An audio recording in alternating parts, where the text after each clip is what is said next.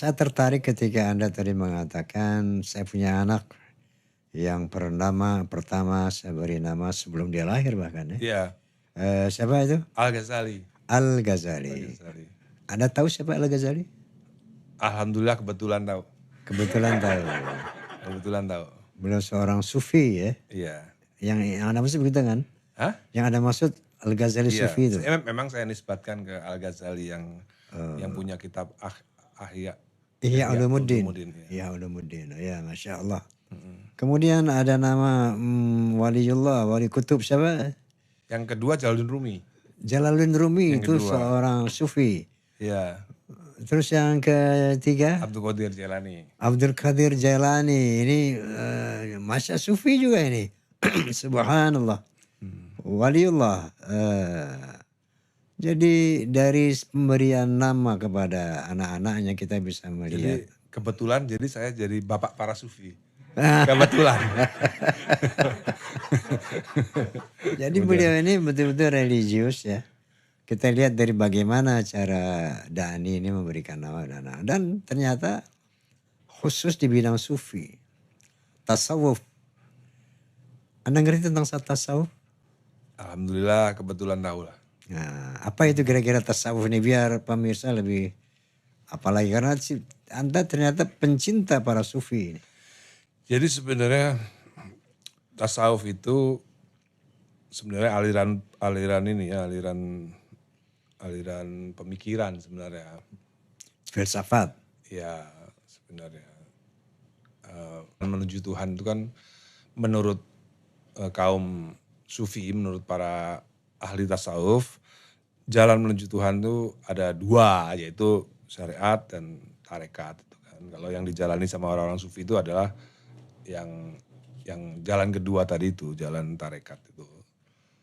Dan itu agak sulit kalau dibahas, sekarang bisa lama. Kebetulan ini cukup materi yang berat ini.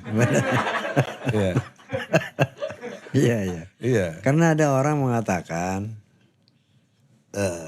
itu kayaknya ya, tasawuf itu haram. Bagaimana menurut Anda? Ya. Ini jadi majelis taklim nih. Ya itu berpulang kepada mereka ya. Kadang-kadang saya sendiri juga tidak mengajarkan anak-anak harus bertasawuf gitu ya. Enggak. Jadi saya orangnya menjadi orang tua yang bebas gitu. Jadi saya tidak bahkan tidak mengarahkan mereka untuk belajar tasawuf. Jadi apalagi umur mereka masih muda ya, sebenarnya mungkin yang dibilang tasawuf itu haram adalah ketika tasawuf yang meninggalkan syariat, mungkin ya. Bukan mungkin ya, pasti ya. Jadi kalau kebetulan kalau ada tasawuf yang meninggalkan atau tidak berkeyakinan bahwa syariat itu tidak perlu, berkeyakinan ya. Itu sesat. Ya itu mungkin haram dan sesat. Jadi ya yang dimaksud Ahmad Dhani tadi, tasawuf sufi adalah satu cabang ilmu dalam Islam untuk mengenal Tuhan sebenarnya gitu ya. Ya untuk menuju Tuhan, berjalan, untuk lebih mengenal Allah. Untuk mengenal Tuhan kan macam-macam. Ada yang dengan jalan syariat, itu tadi dengan jalan melakukan ibadah makhdo tadi. Ibadah makhdo. Ada jalan lagi, jalan tasawuf gitu. Nah untuk mengerti jalan tasawuf ya nanti Google aja. Iya, jadi tasawuf yang tadi ada syariat pertama.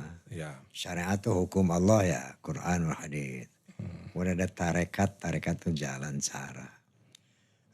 Hakikat, substansi inti daripada itu. Ya, tasawuf itu banyak aliran. Ya, bisa jadi ada aliran yang haram. Bisa jadi ada aliran yang bukan tidak menutup kemungkinan gitu ya. Iya. Banyak, jadi jangan sampai kita mengeneralisir ya, menisbatkan salah satu tasawuf yang sesat kepada yang lain gitu. Tidak fair jadinya gitu kan. Memang ada, pasti ada. Ya, jadi Ustadz mengenai ibadah makhdo tadi perlu dijelaskan lagi. Ini sebab begini, orang kalau udah bicara tasawuf udah tinggi levelnya nih. Sebab dari biasanya syariat, tarekat, hakikat, ma'rifat. Goalnya tasawuf kan ma'rifatullah, ma'rifat billah, kenal sama Allah. Itu tujuan tasawuf. Iya. Makanya saya hormat sama Bung Dhani ini. Diberi nama anak-anaknya para sufi semua itu. Jalaluddin Rumi, seorang sufi yang luar biasa. Al-Ghazali, imam tasawuf yang luar biasa dengan ilmunya apa? Bukunya Ihya Ulumuddin ya. Yang kalau kita baca itu Ihya Ulumuddin, insya Allah kita akan kenal Allah secara benar. Secara baik melalui tasawuf itu.